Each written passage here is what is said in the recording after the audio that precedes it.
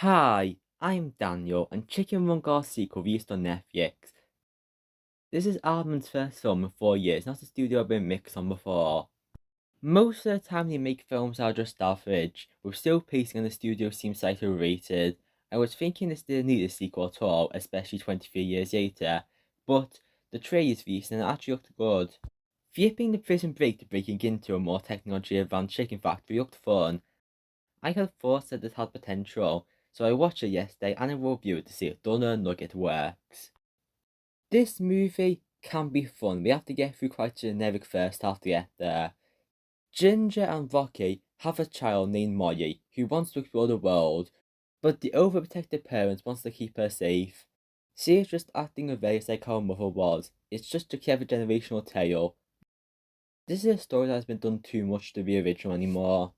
I've not actually seen The Little Mermaid 2, but I know the story and it sounds practically the same. This narrative can work, but this feels so through the motions of their conflict. It's quite generic animated movie sequel, and the movie always grinds to a halt whenever they are interacting.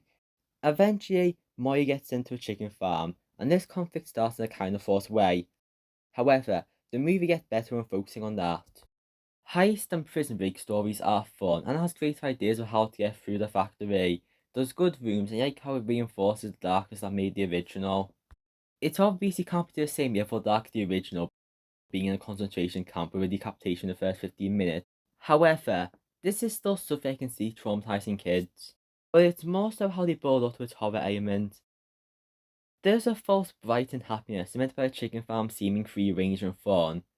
The one death scene being filled with happy faces and music is effectively a contrast. It's unnerving and a good movie to eat chicken nuggets with.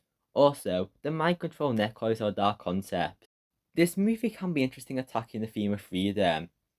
Last movie, the chicken saw moving the paradise as freedom, but Moy sees this place as yakking freedom and being trapped. It brings up the question is freedom possible for them being so persecuted? This has some good themes and fun hijinks in the factory, but parts of the flaws of the first half are still there in the second half. The pace of the middle stalls the cut between too many characters in different areas, and the climax was pretty weak and convenient. This still has the Aardman sequel plot, but can be enjoyable if you can get past that. The animation looks a bit hard to get used to at first for how bright it is. The original used the muted colours to show its dull atmosphere. However, this misty seeming bright makes it work, and I like the stronger orange and greens because I like those colours. This is a good colour scheme to show how the factory is more corporate and complex than it used to be, by how bright it looks. The set and general design of the building is great. The character movements look good and it's just well done animation. Some of the new designs don't fit in the best with the old designs, but that's ignorable. The comedy has the odd moments that weren't funny, but there's moments of charm and a couple good lines. The characters are the part I'm not sure on. Maya is a pretty good new main character who is likable and has her actually heroic moments. They avoided making her just someone to be saved. That's Frizzle. She's her friend who looked like she'll be important, but just evolved into being Maya's motivation. Ginger is back and still gets her cool rebellious moments.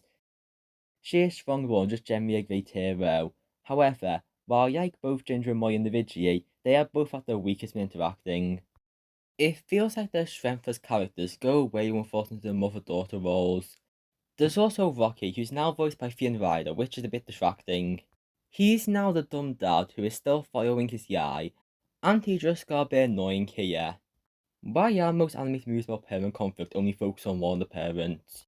There's a couple of the main characters during the journey. While I think this worked in not having too many characters, the ones brought feel more tied to their gimmick. The senior personality traits feel more forced, and I seriously question why they would bring Babs to anything. She can knit, that's her only skill. She acts exactly like the mind control chickens. At least the rats are there and they can be kind of funny.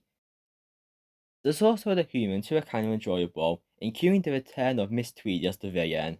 I didn't know how to feel about her returning, but she remains one of the best parts. I like how she stays mysterious for a good half of the movie before her reveal scene being epic, even if trailers already showed it. She's still enjoyable, and I like how revenge-driven she is toward chickens now. It makes her fascinating, even if the climax was still a bit weak. This film has its good, but I wish it didn't feel so generic with character dynamics that should be the core of a movie. Aardman's flaws are still prominent in this film. But out of the so far 9, I think this is the 4th best so to start. In conclusion, I give Chicken McDonald Nugget 7 out of 10 on the Penn's recommendation. It was close to a 6. I think it could be worth seeing if you were interested in it. And it's on Netflix, but it's nothing special. I know I will give the original 7 out of 10 as well, but that movie is better, despite its flaw.